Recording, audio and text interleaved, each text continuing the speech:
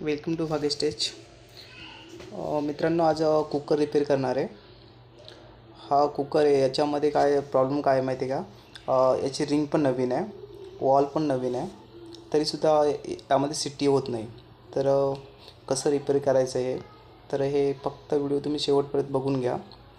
आणि व्हिडिओ जर पसंत येत असेल तर लाईक करा, सबस्क्राईब करा.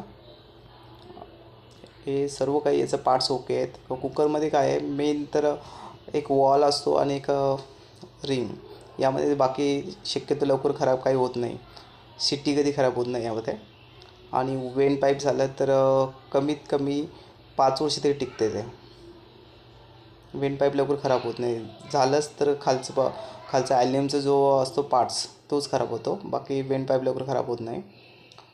तर याच्यामध्ये काय झालेलं आहे, तर कस्टमरने काय केलं त्यामध्ये, जेव्हा आपण गरम असतो, कुकर जेव्हा गरम असतो, तर गरम त्यामध्ये कालती झाली, काही चमचा वगैरे ते मारलेले आहे. त्यामुळे कसं ते बँड झालेलं आहे आणि ते असं लाईन आलेले आहेत त्यामध्ये.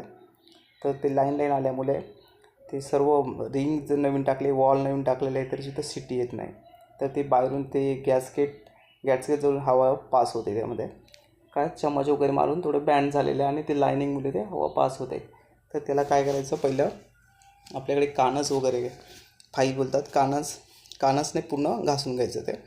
आता मी हे पूर्ण ते घासून प्लेन करून टाकतो. नाहीतर काय करायचं, जर कानस नसेल तर आपलं जे लाकूड घासण्यासाठी जे पेपर यूज करतो, कार्ड पेपर, तर त्याच्याने पण तुम्ही घासू शकता. ते पूर्ण घासून प्लेन करू शकता ते. आणि शक्यतो हे टाळायचंच, आपण चम्मच वगैरे मारायचं टाळूनच घ्यायचं. आता याच्यासाठी कमीत कमी मला 5 मिनिट लागणार ते पूर्ण घासून प्लेन करायला ते. आणि हे पूर्ण घासून प्लेन करायला लागेल ते. जोपर्यंत पूर्ण प्लेन होत नाही तोपर्यंत ते हवा बसणार नाही. आणि हे चेक करायचं, फूक मारून चेक करायचं ते पूर्ण. डायरेक्ट तुम्हाला कुकर लावायची गरज नाही.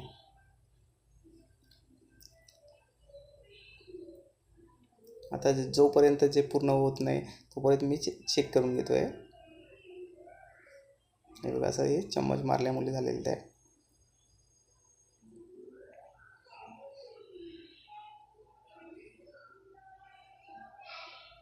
आता असे कस्टमर येतच राहतात. हे जास्तीत जास्त कस्टमरला किती सांगेल तर ऐकत नाही, ते मारतातच. लेडीज मंडळींना मारतच राहते ते चम्मच वगैरे. सांगितले त्याबद्दल आम्ही 10 वर्षापासून करतो आहे असं होत आहे. आम्ही किती वर्ष संसार करतो आहे, पण हे खरं तर याच्यामुळेच झालेलं आहे. हे पूर्ण जास्त मारलेलं ते. तुम्हाला कॅमेऱ्यामध्ये दिसते का नाही माहीत नाही, पण जास्त मारलेलं ते. कुकर वगैरे चांगलं नवीन आहे. आणि कुकर रिपेअर करायचं म्हणजे घरच्या घरीच तुम्ही करू शकता. हे काही एवढं पण हार्ड नाही आहे. असे समजा हे आपलं वॉलला होल पडला असेल तर तुम्ही वॉल चेंज करू शकता. आणि रिंग जोपर्यंत नरम होत नाही, जास्त लूज होत नाही तोपर्यंत चेंज करायची नाही. नाहीतर काही रिंग असतात त्या कडक होतात, जास्त आकसतात. तर त्यामुळे पण खराब होते. रिंग खराब झाली तर रिंग चेंज करायची. बाकी कुकरमध्ये लवकर खराब होत नाही. आणि काही लोकांचं झाकण वगैरे उडतात म्हणतात, झाकण उडतात, हे ते. झाकण का उडतात? काही लोक वॉल असतो तो चेंजच करत नाही. वर्ष 2-2 वर्ष काहींचा खराब होत नाही वॉल. तर वॉल चेंज न केल्यामुळे पण आपलं झाकण उडतो कधी कधी. त्यासाठी काय करायचं, एखाद्या समजा वॉल तुमचा खराब झालेला नसेल, एक वर्ष 2 वर्ष झालं वॉल खराब नसेल झाला, तर भले पैसे जातील 15-20 रुपये, चेंज करून घ्यायचं. म्हणजे कसं सेफ्टी असते, ते सेफ्टी वॉल त्यासाठी म्हणतात ते. हे बघा, हे मी पूर्ण घासून घेतलं त्याला. तर आता चेक करून घेतो एकदा, फूक मारून चेक करून घ्यायचं. फूक मारून चेक केला, एअर बसला ना तर समजून जात आहे.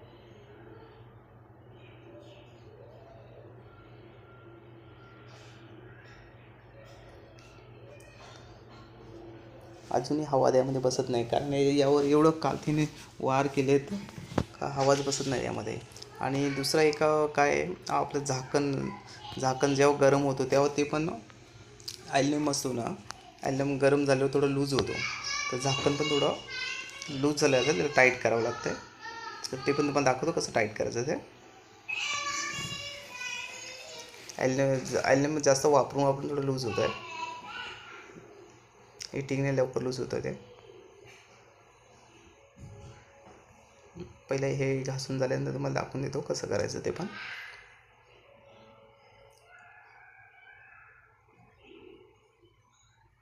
साधारणतः झालेलं आहे, 80% तर झालेलं आहे. फक्त अजून थोडं बाकी आहे, ते करून घेतो. जर याला काही मारलं नसतं तर एवढी मेहनत करायला लागली नसती, आणि कस्टमरचा कुकर पण आता ओके असता, रिंग टाकल्यानंतर ओके झालं असता. तर मित्रांनो, जर तुम्हाला हा व्हिडिओ पसंत आला असेल तर नक्की लाईक करा, सबस्क्राईब करा, नवीन चॅनल आहे.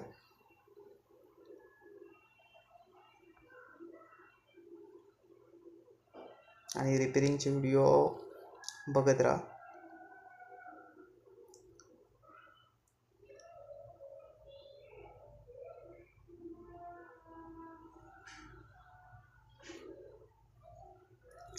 प्रेशर बसते, कमी बसते, थोडं झाकणामध्ये बँड आहे ना, बँड नाही म्हणजे लूज झालेलं ते पण करायला लागेल, थोडं कमी बसते ते.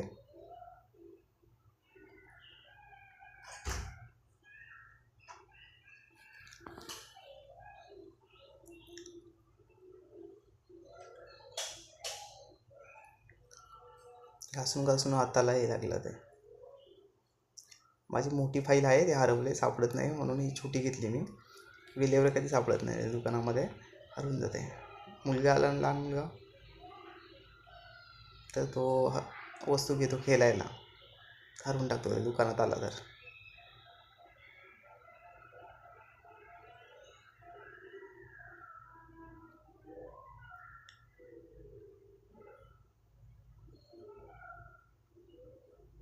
आता याचे मी 280 रुपये घेणार आहे पूर्ण रिपेरिंगचे. बाकी बँड वगैरे सर्व काढायचे आहे यामध्ये. बाकी त्याचं अलग व्हिडिओ बनवलं आहे, जो बँड असतं ते काढलेलं आहे ना, त्याचा अलग व्हिडिओ बनवलेला आहे. बँड कसं काढायचं त्याचं पण व्हिडिओ बनवलेलं आहे मी. तर असं रिपेरिंग्स तुम्ही शिकू शकता घरी.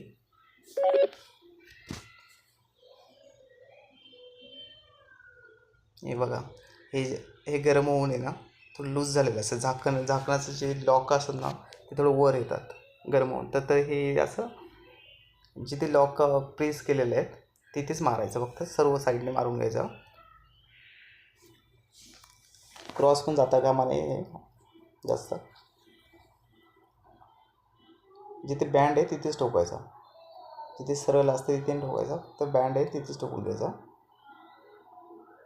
ते लॉक थोडे दाबले गेले ना, तर म्हणजे इयर बसायला थोडं सोपं जातं आहे, म्हणून इथे ठोकून घ्यायचं आहे. आता माझ्याकडे लाकडी हातोडी आहे, प्लास्टिकची हातोडी आहे, त्यामुळे थोडे होत्या. बाकी लोखंडाची वगैरे वापरायचं असेल थोडं हलक्या हाताने मारायचं.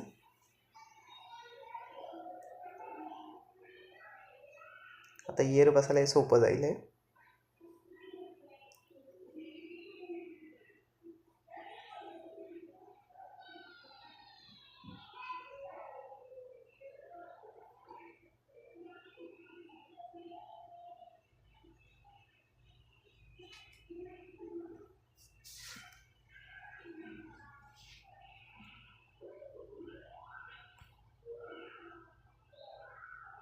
आता इयर जास्त बसलेलं त्यामध्ये, तो ठोकलं आहे ना, इयर जास्त बसलं आहे. तर आता अजून थोडं झाकण थोडं हे करायला लागेल, ते ठोकायला लागेल अजून.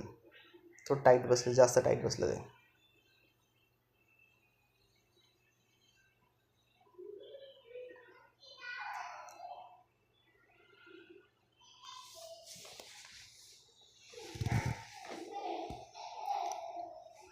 कस्टमरचे एवढे पैसे घेणार, त्यामुळे जोपर्यंत पूर्ण ओके होत नाही तोपर्यंत देऊ शकत नाही ते.